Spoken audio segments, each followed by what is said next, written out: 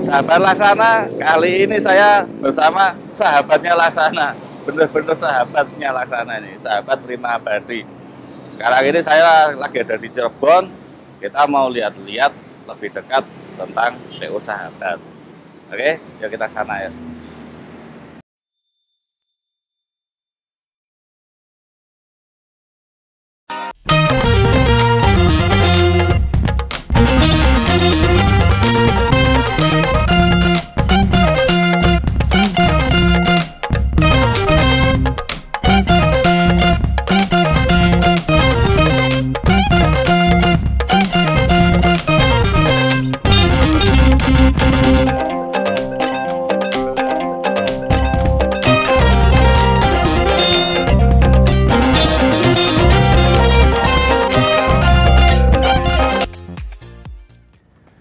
Nah, sahabat Laksana, sekarang saya sudah berada di dalam garasi Sahabat.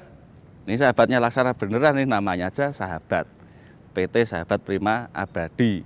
Ya sudah lama berlangganan karoseri Laksana. Bisa sahabat Laksana lihat itu di sana ada Legasi era pertama, belum ada SR1-nya. Kemudian ada Turista lama, ada Discovery Legasi SR1 pertama, kemudian sampai di Legasi SR2 S-Series-nya pun punya. Nah, ini di sebelah kanan saya ini masih ada Proteus, New Proteus yang digunakan untuk bis Bumel. Barangnya pun juga masih bagus. Nah, kita mau kenal lebih dekat dong sama Sahabat. Yuk, simak terus. Nah, sahabat Laksana, saat ini saya bersama dengan Pak Andri dari Sahabat Prima Abadi ya Pak ya? Betul. Nah, terima kasih nih Pak Andri, kita sudah diterima kedatangannya di sini dan diberi kesempatan. Tentunya kita pengen ngobrol-ngobrol nih Pak Andri, pengen mengenalkan PO Sahabat khususnya kepada sahabat Laksana dan pengguna jasa bis di Indonesia.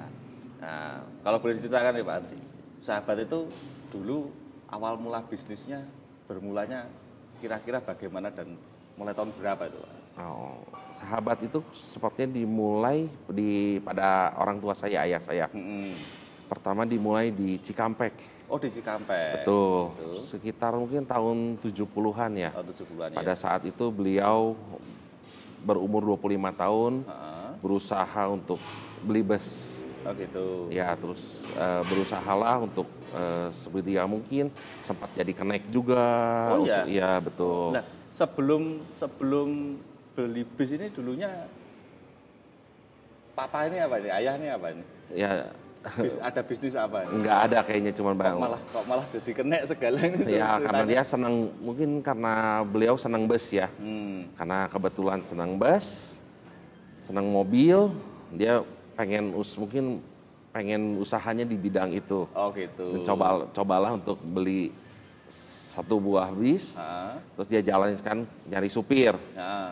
Dan karena dia pengen tahu seperti apa di jalan, seperti apanya ya, dia ikut jadi kenaik. Oh gitu, ngenaikin unitnya sendiri. Betul. Bukan berawal dari kenaik terus. Bukan, Gitu dia ya? karena punya unit, dia kenaikin sendiri kan, dia ingin tahu seperti apa sih medannya di jalan ini. Jadi karena berawal dari senang sama bis dan mau mengenali di lapangan seperti apa. Jadi ini kalau kita bilang bismania zaman old kali ya. Mungkin ya. Terus itu bisnya itu dulu dijalanin trayek mana atau jalan pariwisata? Atau Aduh, gimana? saya kurang tahu. Yang saya tahu reguler, trayek. Reguler. Cuman saya kurang tahu jurusannya mana. Oh gitu. Nah terus dari Cikampek itu kemudian berkembangnya bagaimana Pak Andri? Ya, lama-lama berkembang, mungkin dari satu mobil jadi dua. Saya ingat supirnya juga, dulu saya masih tahu sih, sekarang dua-duanya udah pensiun. Terus berkembang banyak, terus dia lihat prospeknya, mungkin di Cikampek kan tanahnya kecil ya. Dulu parkirnya tuh di rumahnya, gitu. di depan rumahnya. Berarti gitu. Asalnya rumah di Cikampek, Betul. di Cikampek. Nah, jadi terus pindah, dia lihat beli tanah di Cirebon. Gitu. Nah, ada di Cirebon dan sekarang ini kita ada di Bandung. Berarti ada berapa tempat nih Pak? Ada kebetulan sekarang ada 3 tempat 3 kita. tempat. Satu di Bandung untuk bis pariwisata aja. Ya. Ada di Cikampek sama bis pariwisata juga. Dan kalau di Cirebon sebagai pusat kita Pusatnya ada di bis Cirebon. pariwisata dan ada reguler juga. Oh gitu. Nah kalau ayah ini asalnya berarti dari Cikampek ya malah? Iya, Kerawang. Hah? Kerawang. Oh Kerawang. Betul. Kerawang. Tapi sahabat Laksana mestinya tahu ya. Dan mungkin mengenalnya bahwa sahabat itu adalah bis Cirebon. Padahal asalnya Kerawang, ownernya, Cikampek. ayahnya Pak Andri ini berasalnya dari Karawang dan memulainya dari Cikampek. Cikampek memang ikutnya Kabupaten Karawang ya? Iya, mungkin ya, saya kurang tahu nih, kalau masalah geografi Indonesia. Dulu seling bolos nih kali. Kelihatannya. Jadi yang sahabat ini lebih dikenal sebagai bis Cirebonan, ternyata berawalnya dari Cikampek Karawang dan sekarang dominan keluarga mah tinggalnya di Bandung ya Pak? Keluarga di Bandung. Oh di Bandung. Iya, Ayah sehat ya? sehat. Pak Adi sehat. Usia berapa sekarang kalau Pak Adi? 72 ya. 72. Wah ya unda-undi sama bos besarnya saya. Nah kalau sekarang berarti mungkin kalau kayak di Laksana kan ini sudah masuk ke generasi ketiga ya Pak Andri. Ini di sahabat juga sudah mulai pergantian generasi pastinya ya. Betul. Berarti Pak Andri ini generasi kedua. Kedua. Kedua. Iya. Nah, tantangannya meneruskan usaha bis ini gimana Pak Andri? Mulai Iya. dari tahun berapa Pak Andri mulai diajak oleh ayah untuk Beres sekolah saya 2007 ya mulai diajak untuk membantu di sini, tapi saya masih kurang konsentrasi mungkin karena baru beres sekolah masih pengen main ya. Jadi baru kebelakangan inilah mulai fokus dan mulai belajar semua lah. gitu. Iya. Ini Pak Andri membawai semua divisi di 3 tempat ini tadi atau hanya khusus di Bandung untuk Enggak, pariwisata? semua tiga-tiganya. Semua ya. Nah, bedanya dari karakter masing-masing kan tadi ada pariwisata, Betul. ada land reguler, kemudian ada juga bis karyawan. Betul. Ini tantangan masing-masing menurut Pak Andri apa nih? Nah, kalau bis pariwisata tantangannya kita harus bisa cari customer ya. Untuk mungkin ya harus mengikuti zaman sih, jadi sosmed itu Ya. penting, mulai dari Instagram, Facebook, Ya. kita suka ada ya yang mulai DM untuk cari order itu untuk di pariwisata. Untuk di bus karyawan ya itu kita harus ada pendekatan ke pabrik-pabrik dan kita lihat mereka keperluan unitnya seperti apa gitu. Dan kalau untuk di ngelen ya tantangannya adalah sekarang udah banyak yang punya mobil pribadi, motor pribadi, jadi mulai berkurang lah yang untuk naik reguler, tapi ya masih ada aja karena ya itu mungkin seperti Bapak bilang sebelumnya, bus mania itu selalu ada. Selalu ada. Dan semua orang yang suka bis itu bisa disebut bis mania. Iya. Itu. Nah kalau tantangan mengelola SDM itu susah mana Pak? Antara pariwisata lain sama, mungkin kalau karyawan, bis karyawan jalannya cuma gitu-gitu aja. Iya. Cuman kalau pariwisata sama reguler yang lain ini sebenarnya untuk tiga-tiganya sama sih, karena semua tergantung dari karakter supirnya. Ada yang bisa diajak bekerja sama, mematuhi aturan, ada juga yang nggak bisa. Jadi untuk itu semua sama sih, karena kita berhubungan dengan manusia ya. Oh gitu. Terus kalau menurut Pak Andri, yang paling menyenangkan, sukanya itu pegang di pariwisata, di karyawan, atau di land? Sama aja semua, Sama semua semua, seru sih Pak. sana ya. Ceritanya beda-beda ya.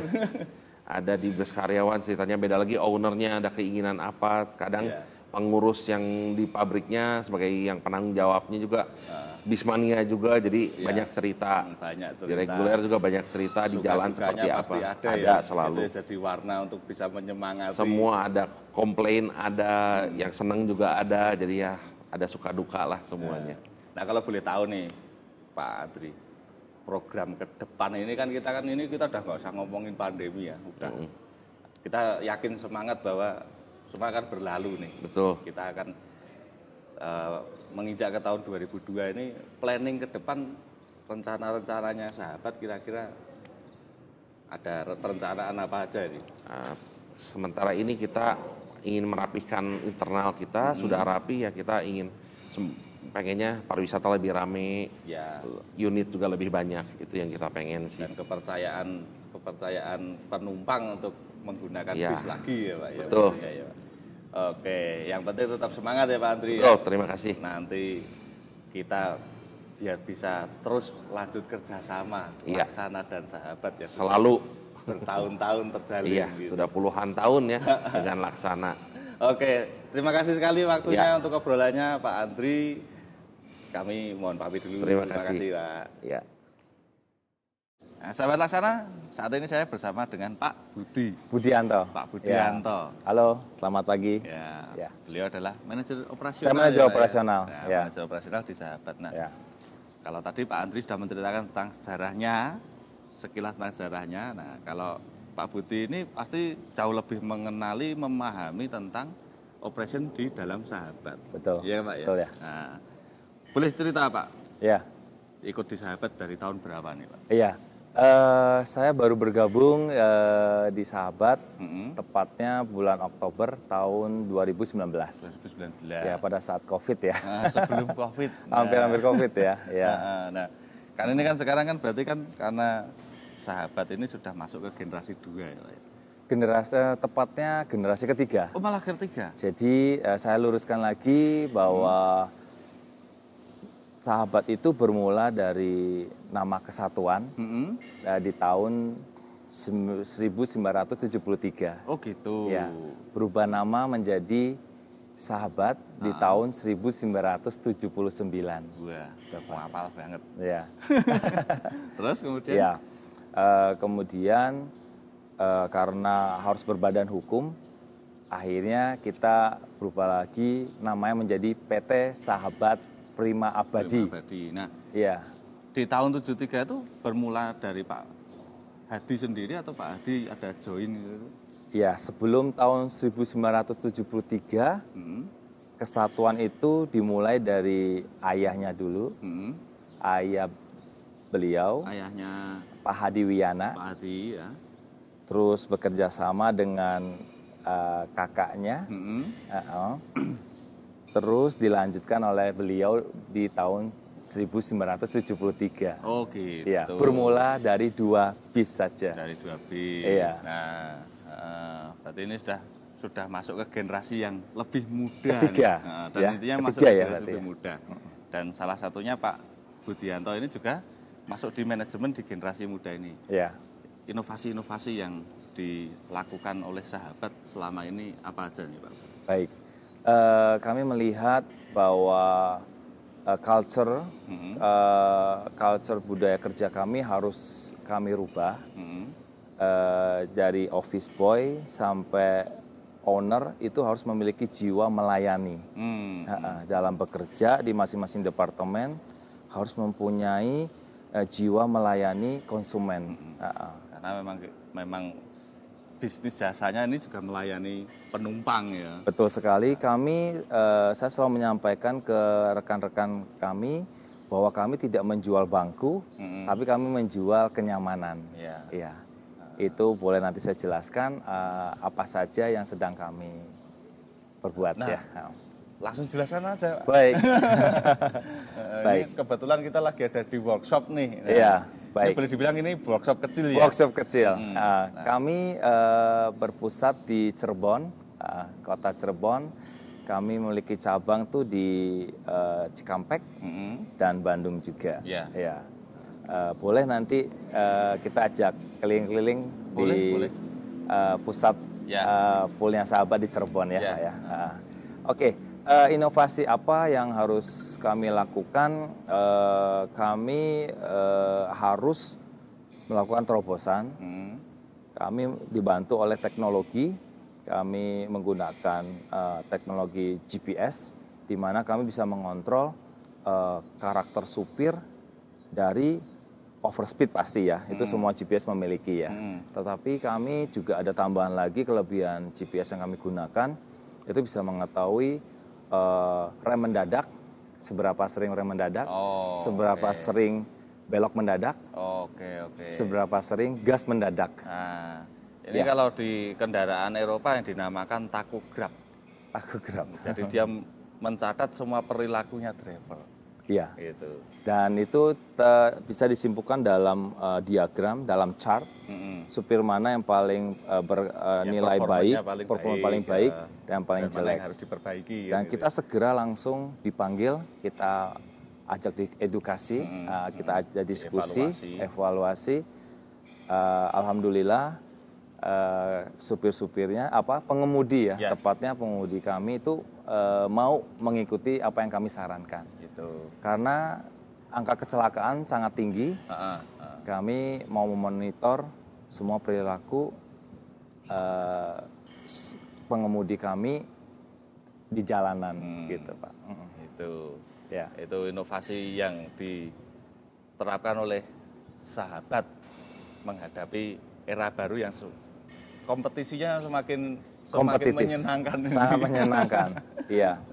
Dan ditambah lagi interiornya kami harus rubah mulai dari kursi joknya. Kami harus buat senyaman mungkin. Kami menggunakan bahan pilihan kulit jok yang sangat berkualitas. Ditambah lagi kami juga menggunakan fasilitas seperti bisa internet. Wifi. Kami menggunakan wifi, menggunakan tools yang mungkin mereknya kalau nggak salah IndiHome ya Pak ya, IndiHome. Itu sedang kami uji coba sekarang. Gitu. Oke. Terus kalau terkait kesiapan operasional di jalan atau pengecekan unit ketika habis dipakai itu gimana Pak? Baik. Selama ini kami masih menggunakan sistem manual, di mana ada papan monitoring dan lain-lain. Itu kami menggunakan bantuan teknologi lagi. GPS itu bisa kami kembangkan ke maintenance juga, di mana beberapa unit kami ada yang sudah kilometernya sudah ada yang mati ya Pak ya. Jadi kami bantu dengan teknologi GPS, di mana teknologi GPS itu bisa menginformasikan ke kami bahwa unit ini sudah seharusnya ganti oli, ganti solar. Itu yang selalu kami reminder ke pengemudi kami, Pak. Nah, itu tadi terkait armada. Di Sahabat ini ada nggak sih batasan usia kendaraan itu dari sasisnya? Itu dia maksimal sampai berapa tahun? Kalau kita sekarang sudah jelas sih ya di Indonesia peraturannya untuk antar kota antar provinsi 25 tahun. Nah, kita ngobrolin soal bodi aja deh ya. Jadi kalau dari sasis kan kita sudah jelas nih, maksimal di 25 tahun untuk akap. Untuk karyawan bisa sampai 30 tahun. Betul. Untuk bodinya sendiri, apakah ada batasan usia untuk kemudian nanti selang berapa tahun dia harus rebody, ganti baju baru? Baik, yang kami lakukan tahun 2012, 2013 itu kami ganti di tahun 2001 ini Pak. 2021? Jadi kurang lebih hampir 10 tahun 10 tahun ya Pak ya, hampir 10 tahun ganti baju ya Pak ya. Gitu. Apakah ada unit-unitnya juga yang dijual gitu Pak? Ada ya, tetap ada unit-unit tetap ada yang dijual. Tetap ada dijual, tapi masih menggunakan trayek Sahabat. Jadi kami menggunakan unit-unit yang sudah kami jual, kami membuat nama Sahabatnya lebih kecil ya Pak ya. Takutnya di jalan cuma di belakang untuk ditulis KSO gitu ya Pak ya, agar masyarakat mengetahui jika pengemudinya ugal-ugalan itu bukan milik Sahabat lagi. Sudah bukan milik Sahabat lagi. Ya, tetapi kami terus jika ada laporan seperti itu dari masyarakat, kami terus mengingatkan juga kepada pembeli unit tersebut ya Pak ya. Nah itu unit-unit yang bisa dijual atau dibeli sama orang luar itu rentang usia berapa lama ya sudah dipakai sama Sahabat? Kurang lebih tahun 2008 ya Pak ya, mungkin 2008-an ya Pak ya. Itu yang mulai dilepas. Mungkin itu yang 1000 untuk tahun 2001 ini ya Pak ya. 2021. 2010 sampai 2013 itu sudah mulai kami lepas bertahap ya Pak. Gitu. Iya. Ada yang berminat? Silakan hubungi. Dan pastinya hal-hal seperti itu memang diperlukan untuk demi kepuasan pelanggan ya, untuk pelayanan terhadap pelanggan. Betul. Nah, nanti kalau ini kan sekarang era digital nih. Betul. Kalau untuk sahabat Laksana atau pengguna jasa bus yang mau mengkontak sahabat, Ya. itu bisa lihat Instagram di mana, Iya. kontaknya kemana, gitu. Iya. Bisa dijelasin? Untuk Instagramnya saya lupa karena ada, nanti saya bisa sebutin ya. Tapi di develop juga ya? Ada di developer, nanti kami sudah ada tim multimedianya. Itu kami sudah membuat Instagram, YouTube juga kami sudah YouTube ada. juga. Kami akan mulai di YouTube juga. Itu Instagramnya ada Cirebon, Cikampek dan Cikampek Bandung ya. Sosmednya berarti per wilayah ada? Iya, kami mulai dari pariwisatanya dulu. Oh gitu. Kami mulai dari pariwisatanya dulu. Iya. Iya, oke. Nah Pak Budi, Iya. ini di masa yang boleh dibilang sekarang trendingnya era milenial nih. Iya, kan? betul. Di mana semua modernisasi terus berjalan. Nah, kalau dulu sahabat itu identik dengan warnanya seperti ini. Bisnya warnanya silver, liverynya ini seperti apa ya? Seperti Daun ya? Daun ya? Daun warna biru Betul. muda. Ya. Betul. Kemudian ada juga yang warnanya benar-benar gambarnya seperti daun. Iya, go green ya. Go green. Kemudian berubah lagi. Nah ini filosofi masing-masing ini apa sih Pak Budi? Tahu Iya. nggak, Pak Budi? Baik, mungkin saya bisa menjawab sedikit ya. Livery ini, daun ini mungkin diambil corak hijau daun itu sekarang berubah menjadi go green ya. Go green maksudnya agar kami, agar masyarakat juga peduli akan lingkungan hidup. Karena kami mengerti bahwa PO BIS ini menyumbang emisi karbon yang cukup tinggi ya Pak ya. Jadi kami sadar juga kami juga melakukan penanaman pohon di lahan yang dimiliki oleh Pak Hadi Pak. Ada juga di daerah Cirebon, namanya daerahnya Pilang Raya. Boleh nanti kalau mau main, saya ajak. Saya juga budidaya ikan nila di sana dan segala pohon-pohon buah-buahan saya tanam di sana. Ya, boleh nanti saya ajak. Dekat, kurang lebih dari Pool Sahabat itu jaraknya sekitar 10 menit. 10 menit. Ya.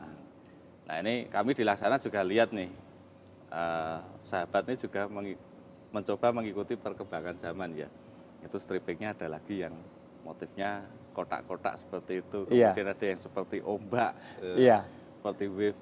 Nah ke depan ini rencana mau dipatenkan nggak sih strippingnya atau liverynya sahabat itu mau dibikin ciri khas yang seperti apa? Mungkin ada planning dari Pak Budi dan sahabat. Iya, sebaiknya banyak permintaan juga dari konsumen kami agar sahabat itu kalau bisa semua unitnya itu memiliki corak yang sama semua. Kami juga kenapa selalu berubah-berubah karena kami juga ingin mengikuti perkembangan zaman kali ya. Jadi biar kelihatan mengikuti zaman terkini aja nih model yang sedang digandrungin seperti ini. Jadi kami mengikuti saja sih. Gitu. Ya, semoga sukses Pak Budi. Terima kasih. Mengembangkan sahabat untuk terus bisa melayani sahabat-sahabat Laksana dan juga pengguna bis di Indonesia. Amin. Oke, terima kasih. Terima kasih sama-sama Pak Budi. Sama-sama.